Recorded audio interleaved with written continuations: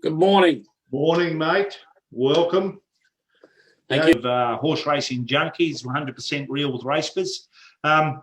So today you've got a few subjects you want to talk about?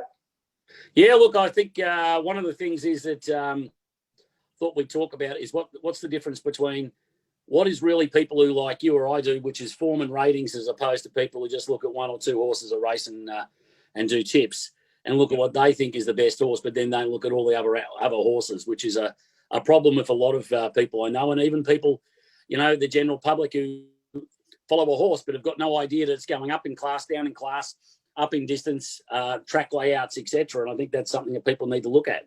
Yeah, and I think it's because they don't understand, like you say, the class and the rating, because it can be a 5 kilo difference between that race and another one. It completely puts it out of the market. Oh, absolutely. Look, one of the most important things I find that the best thing about doing ratings, doing form, is that I'm unbiased. I don't come in looking at it and going, this is who I'm going to back. Who I may have backed the last 3 occasions they've ran, but today's conditions don't suit it. Track layout, which people don't look at, because, I mean, look, you've got different tracks that suit different types of horses. And that's it. You know, some tracks are very tight, which favours obviously horses up front. Other tracks are very large tracks and favours run-on horses. Others are fair to both. Also, the other thing is, of course, the map of where you're drawn, what other horses are in the race, because it's not only have you got pace, but if there's 4 horses in the race and they're all wanting to lead, good on you. I want to be just behind you. And that's the things that people have to look at. And when you're doing complete form, you're trying to look at all angles and analyse the whole lot and how the shape's going to be as well, because it's not just about backing, the ones up on the pace. Every track is and set of circumstances for each day is very different. And most importantly, track conditions. A horse may win in in what is a genuine 7, and they've come out wide. Well, today is running, maybe but officials are saying it's a good 4. It actually could be a good 3, good 2. The way the weather is now at the moment, tracks are drying out so quickly. If there's no rain, they can be rock hard. And someone I know had a horse run not long back, a couple of weeks ago in Victoria, was telling me that the trainers and that thought the actual track was closer to a good 2, and all the horses were hurrying up because it was so firm. That's a massive difference to a horse that likes a little bit of a jar out of it, and it might be running perfectly on a soft 5, soft 6. Those sort of areas are very different, because that horse may not like the firm tracks, and then there's vice versa as well. There's horses who really need it firm. And the thing is, a couple of trainers here in Queensland have decided they won't run their horses at Eagle Farm because they just can't get the right footing for them. They said when they're saying it's a good 4, it's actually a fast 2. Right. and it's affecting their horses big time. Yeah, absolutely. I understand, like Sandown, for example, where you're talking about, if you get drawn wide over in the staying race, 2,400 metres, you get drawn wide, you're stuck out in no man's land if you can't get a position early. Yeah. Because you'll find in the 2,400 metres, they fight out that positioning at the start, and quite often they're 4 and 5 with that big wide turn at the first turn. They're stuck out there, and that's 150, 200, 150 extra metres they've got to run to be in the race. Well, probably the hardest barrier in Australia is 1,400 metres at Caulfield. Okay. So 1,400 metres at Caulfield, you're coming out, you're going straight to a turn, you're on a big turn. Believe me, if you get carted out wide and whatever, even if you've got pace and you're coming out of a wide barrier, you've either got to use it up too much or whatever, but you're going to get probably stuck. It is brutal, that particular. So horses can get beaten. The other thing as well with doing form is, there's reasons why horses get beaten. Sometimes it's because they've run and they got stuck wide last start. So again, knowing how much extra distance the horse carried, what actually went wrong with it. Or in other areas, did it have a PR, a perfect run? Because if a horse has a perfect run at a barrier 3, gets through, gets the lucky breaks, everything happens and it wins, is it going to do it next start? Yeah. So, that horse may have rated several points better on whatever system you use than it ever has before. It's very hard. It's going to duplicate that. So again, that's why it's important to look back, and by doing your form and understanding how you do your own ratings, because everyone does it slightly different, those sort of areas. And of course, the most important difference, I think, between people who do form as opposed to tipping and doing your own ratings and all that is that you can actually work out what is the price that you're happy to take that will make you a profit? Because if you're not taking the right price, there's a couple yesterday that went off at Kensington, very short. But therefore those races, I just didn't do the particular races because there was no value for me, right? But I didn't want to bet against them as well. So what I'm saying is, you've got to be able to know what is the right price. But if those particular horses had been $5, hey, certainly they're great bets. But if they're going at $1.80, are they really worth that? Probably not, maybe. And it depends on each person what's the minimum odds they want to take. But most importantly, and I know with yourself as well, and I do too, you can quite often have a horse rated at $6 or $7 where you're going to get $16 or $17. No, it's not your top pick. It might be your third or fourth pick. Yeah. But it means you can have a lot of outs to make good profits, because at the end of the day, this whole game is, as I always say, if you want to back the most winners anywhere off one horse a race, it's fairly simple. Take the starting price horse in the last 20 seconds. If you take the starting price favourite, 20 seconds to go, shortest on either Betfair or the ISP, you'll have the highest tipping rating service of winners. Problem is, you'll lose about 20% on turnover, or 15 to 20%, depending on what odds you're taking on turnover. So you'll lose. But what you're trying to do, it's not about getting the amount of winners. It's about making a profit on turnover. And that's the other area I think a lot of people miss, is that if you're taking the value, you can have a few losers. It doesn't matter because you're making profits. If you're betting correctly, betting out of a bank, then therefore it's all about making percentage on turnover and profit, because that's really what a business is about. What I used to do on Twitter is when I'll be watching the betting markets, I used to, 3 minutes before the start of a race or 4 minutes before the start of a race, I used to tip the money movers on a Saturday. And there might have been 10 or 15 races. Well, in those 15 races, the winner would have been in at least 12 or 13 of them. Yeah. On that money mover information that I used to put up. And quite often there'd be trifectas amongst them. And I used to do that a lot. Now that I've reduced down what I'm doing, I'm going to consider going back and doing some of that stuff. And the reason I reduced it is because you can't keep putting that amount of work into every day when a lot of people are not really using it, or they don't understand it. They don't understand. If you give them 34 races, in the 34 races, there might be 8 races that you would consider betting in, going by the market. That's what I try to explain to guys. And they go, "Oh, I can't make any money." Well, you're not going to make any money if you think you can bet in 34 races. That's exactly right. That's the other thing as well. And everybody's got their own what sort of races they look for. But I think having established form, having not too many horses first up, preferably less than a few, and of course with first starters. Now there are people who are breeding experts, whatever else, pedigree experts, and that's suited to them. Betting on first start horses is not suited to me. Yep. I know it's not suited to you. We like to be able to see proven form and what is actual form, rather than because also there's a lot of horses that may do okay in unofficial jump outs, whatever else, but it's not a race. It's a bit like if you take it back to AFL, which I follow a bit. Footballers who go in a scratch match can get a lot of possessions, but when the big game starts, it's a different game. Well, it's the same as in horse racing, right? It's when they jump out of the barriers in a real race, everyone's out there to win, or they should be out there to win. It's a very different game, as opposed to a jump out where you don't have to try, or a barrier trot. You don't have to try. You're only given a run for fitness. So you've got to be able to look at enough form and back form to see exactly where those patterns are. And again, by doing ratings, it gives you that angle of looking at all horses. I think that's the biggest plus, is that we actually go in a 14-horse field from 1 to 14 and are looking at all 14. Because sometimes it can be number 13 is actually the best horse. Yep. And when you just look at the front of it, you'll know. But when you delve deeper, you can find areas as to why this horse is improving, why it's actually got really good runs. That's not always obvious till you actually delve into it a little bit deeper. Well, so, that's the other advantage. And they can be really good value bets. And what you just spoke about, the other thing is this. If you only take the tipsters or the SP favourite, then that is probably the worst proposition in exotics if you're taking the two favourites, because they're overbet. Yep. If you can, with ratings, you can afford to get the value, you can have a good run of outs, and you can only get a few exotics in, and you can make good profits. Yes. Right? And you can also blend in the first couple of favourites with the two value picks. And if it goes the right way, you do really well. But as long as you've got something coming in there at 10, 12, 14 to 1 that runs second or that, you're putting good value in because so many people just back the first two or three favourites. Yeah, exactly. And a prime example of what I do, because I give them the money moves, I give them the ratings, and the ratings in the last month, which, like you've said to me, a lot of these punters have had average month, which is always seems to be during January. January historically for me has been a horror month year on year.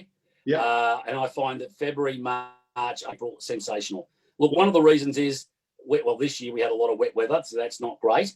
But also, there's so many races. You have, you hit Boxing Day. There's just so many meetings, and I find between Boxing Day to Australia Day, we have very thin fields, too many races. The Saturday meetings are about the same class as Wednesdays. Wednesdays are about, like a normal Thursday meeting, right?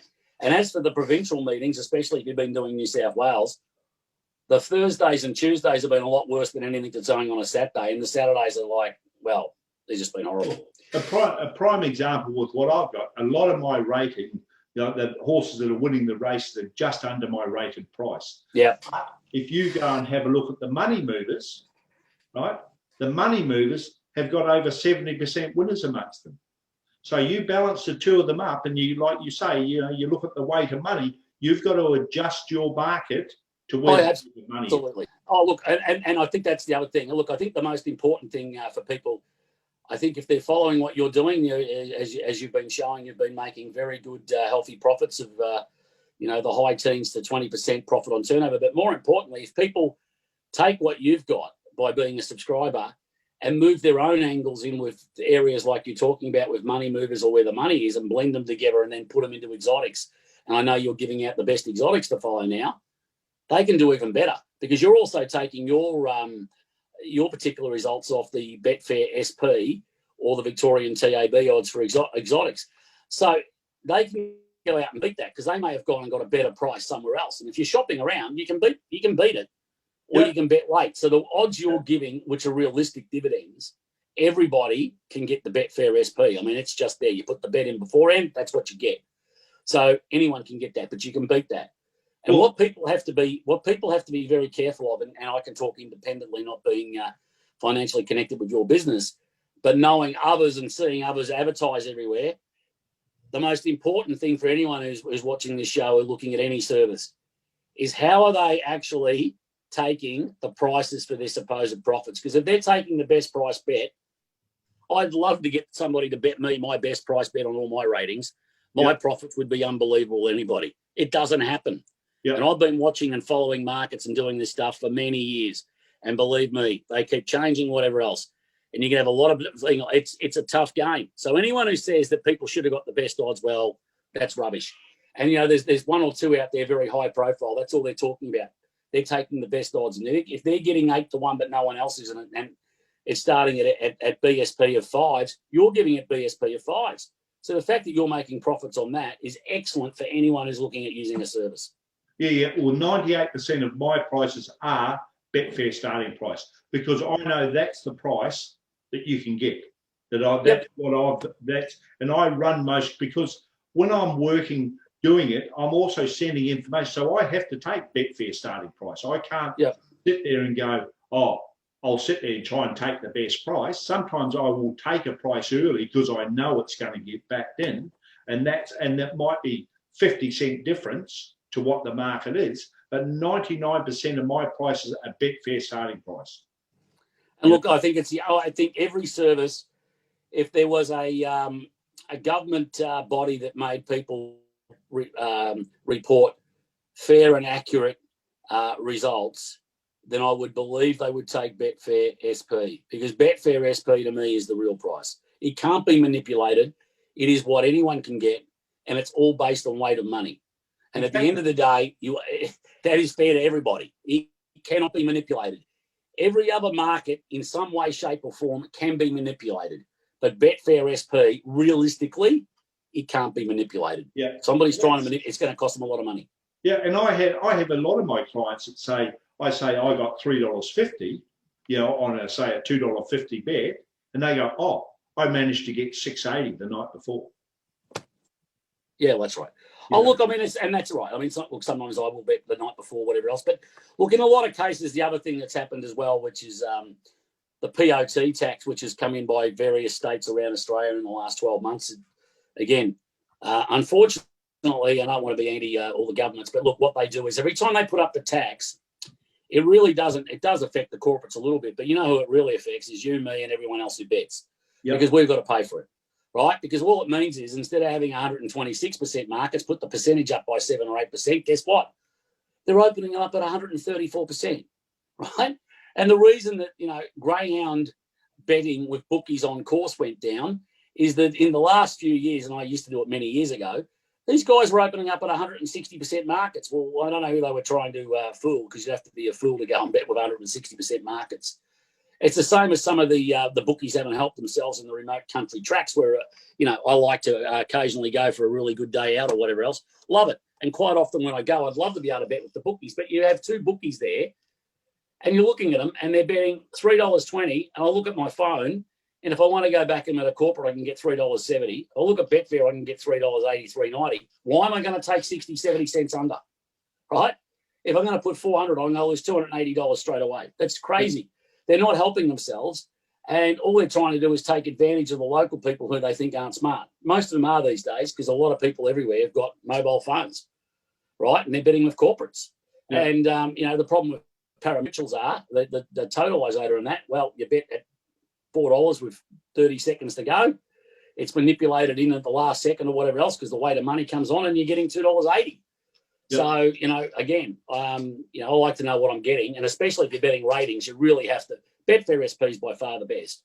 Yes. Because the percentages with Betfair when they jump in most, especially if you're betting city or the bigger tracks, the provincials of that, the markets are down to about 101%. You add whatever you're paying back on your turnover, depending on what level you turn over, but it's somewhere between 6 to 10, 8 or 9%, I think is the worst now.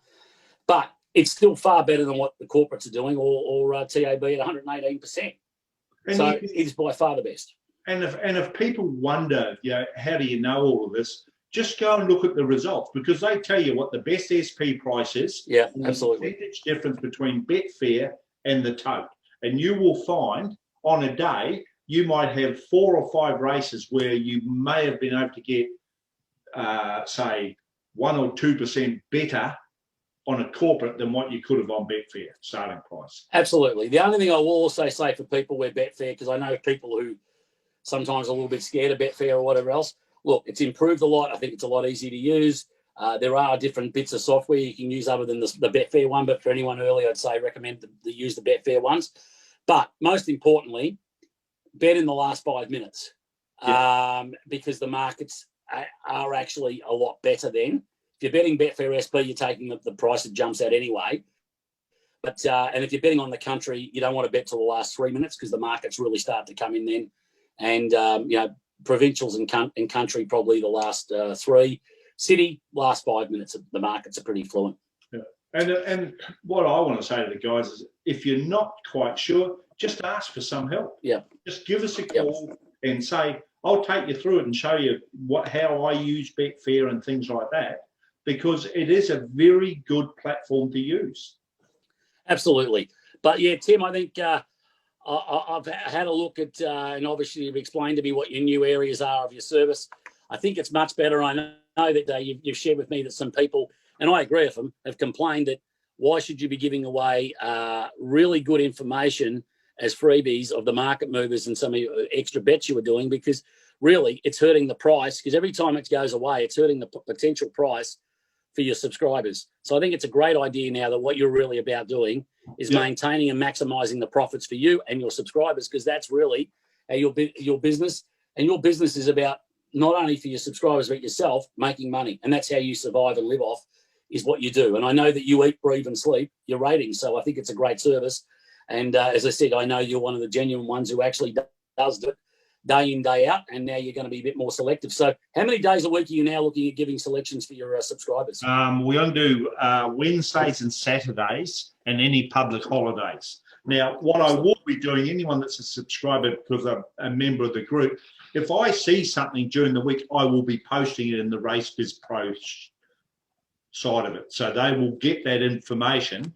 If I see some big money movers or whatever within the market, like good example on our money movers that I gave them yesterday, my ratings yesterday, a lot of the races, they were just under the pricing. So it was just out. But if you turn around and you matched it up with the money movers, yesterday there were 1, 2, 3, 4, 5, 6, 7, 8, 9, 10, 11, 12, 13 money mover races that had the winner in them.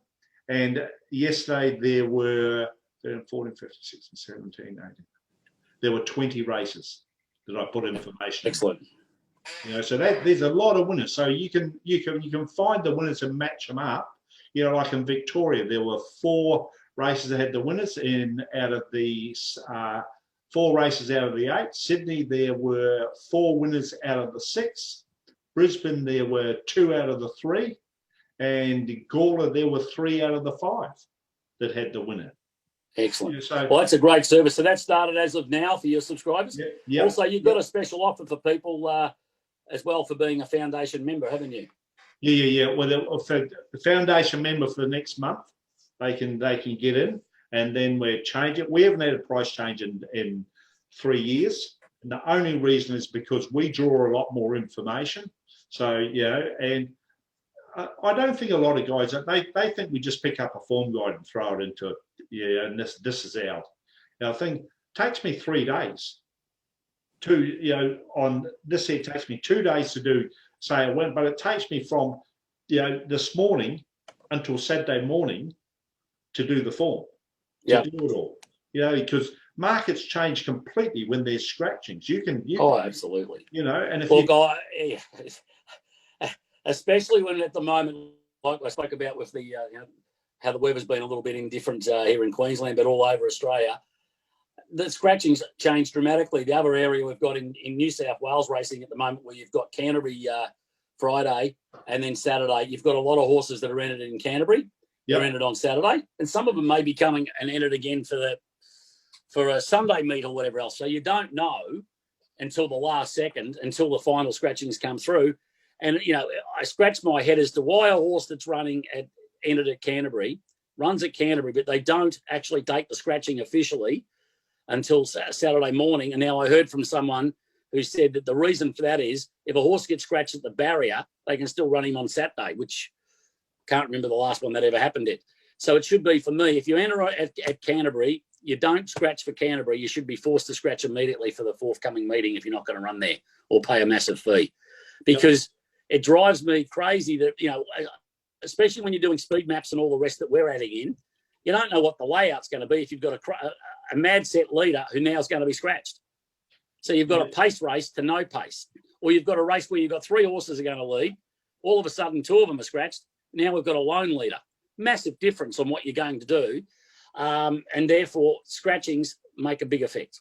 So, yes, you have to wait till the official scratchings come in. And look, while I love Queensland, the only thing that does drive me absolutely insane here in summer is why east coast of Australia, we have this 1 hour crazy difference, because we have to start at 7 o'clock, but then the local scratchings, everything's an hour out. And when I'm down in Melbourne, of course, we don't get Queensland scratchings till 9 a.m.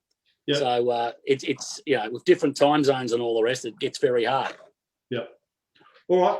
So you've got a few horses that you time mapped and everything from the weekend. Yeah. Look, I'll give you some of my best to follow over the last week or so. From last Saturday was Savatiano. Excellent win. This is a 12 to 1400 metre weight for age group horse. Yep. Sensational times, everything. It's on the up. It was first up. It's going to have a big campaign. The other one that won really good, really well is Brutality.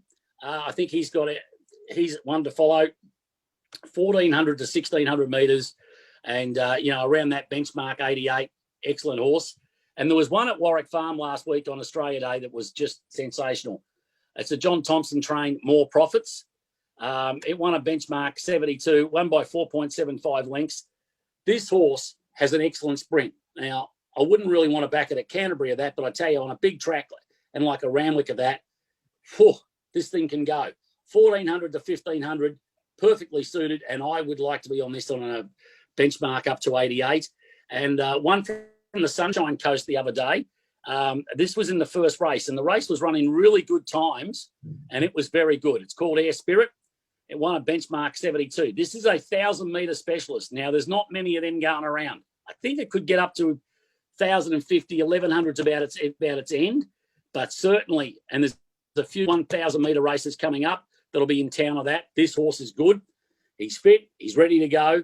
And, yeah, look, with all mine, I'll look at him over the next 2 runs, where it's relevant. Okay? Yep. Well, I've got 1, 2, 3. I've got four from Saturday. Now, Yulong Captain I had over 2,400, but just got pipped on the post on Saturday.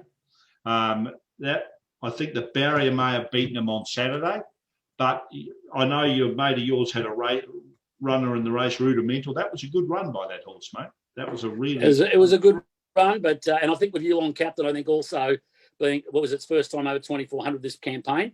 It'll be better next start as well. So I agree. It's an excellent one to follow. Yeah. The other 2 I have got Hangman out of the last at dead heated with the Raging Hot favourite. That was a good run from where he came also. He ran into the race. He never looked like he was going to be in the race until the last 50 metres. And he worked hard. You know, the favourite followed him into the race, and I thought the favourite was going to take him, but he really knuckled down. He's a horse that takes time to get fit. Now, here's one I've got, which I think on Saturday, Kentucky Breeze.